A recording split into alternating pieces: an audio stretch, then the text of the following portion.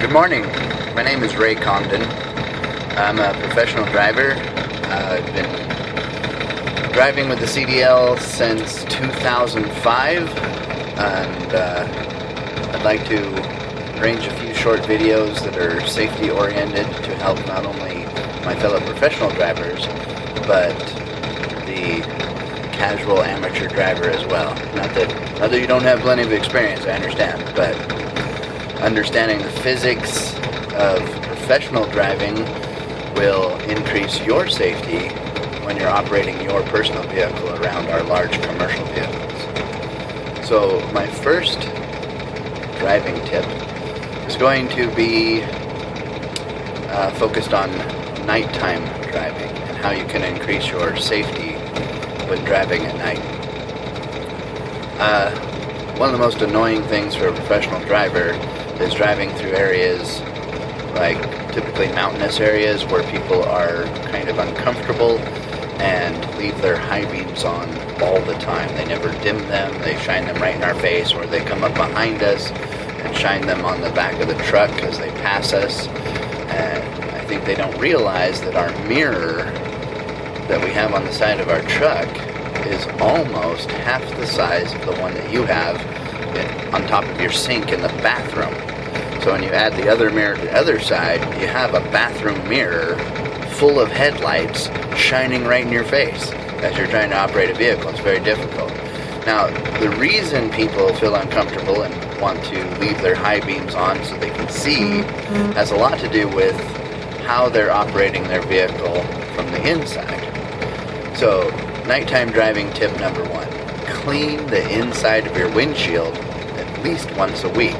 This will reduce glare, and it will also improve the quality and clarity of light that you have coming through your windshield. Obviously, clean the outside of your windshield pretty regularly. Most people do that, but you forget to clean the inside.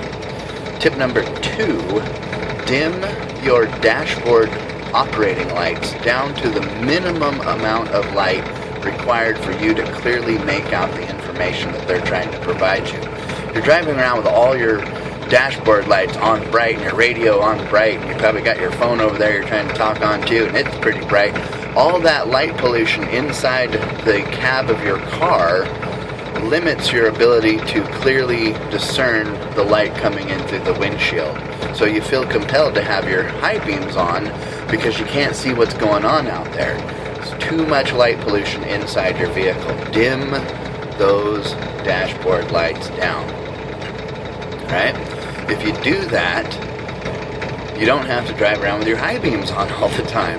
You actually function pretty well on regular low beams unless you're in an area where you have a long way to have to see. Right? In fact, low beams give you more clarity of what's going on up close.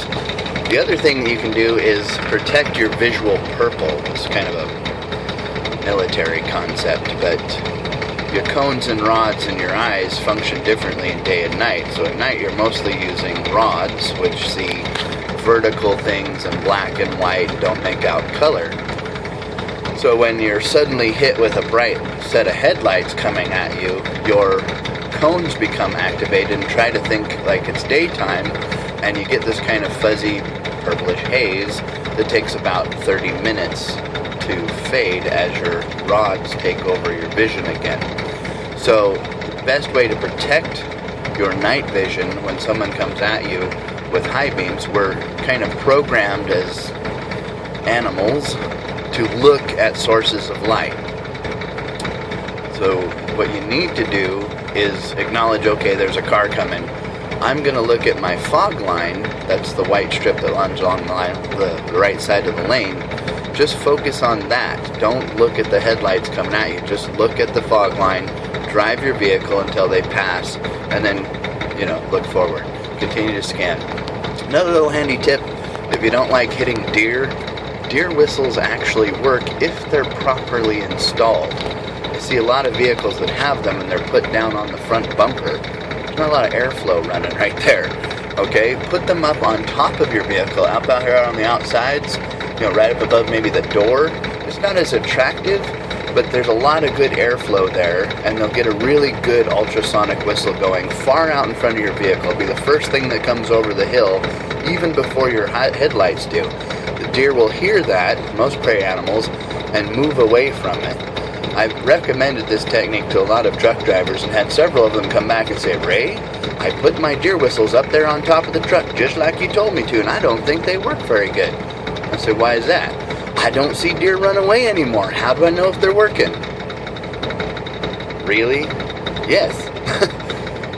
They'll run away, alright? Another thing about deer, they always run to somewhere they're familiar with. So if you see a deer comes boinky, boinky, boink across the road and it sees you, they're going to fixate on your headlights.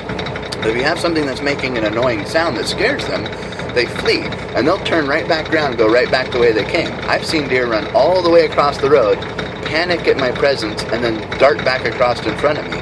They're not going to run into an area they're not familiar with because they don't know what's there. There could be a mountain lion over there. They don't know that. They haven't been there, haven't sniffed it out. So they'll tend to run back to where they've been. This explains a little bit about how crazy they are. I don't know about squirrels, though. Anyhow, this is Ray Congdon. This has been your professional driver safety tip of the day, and I hope it works for you. Please leave comments and feedback or questions if you have things you want me to, or topics you want me to cover. I'm going to talk about braking coefficients here pretty soon, understanding why it takes so long for a big rig to stop, and have a safe and pleasant driving day.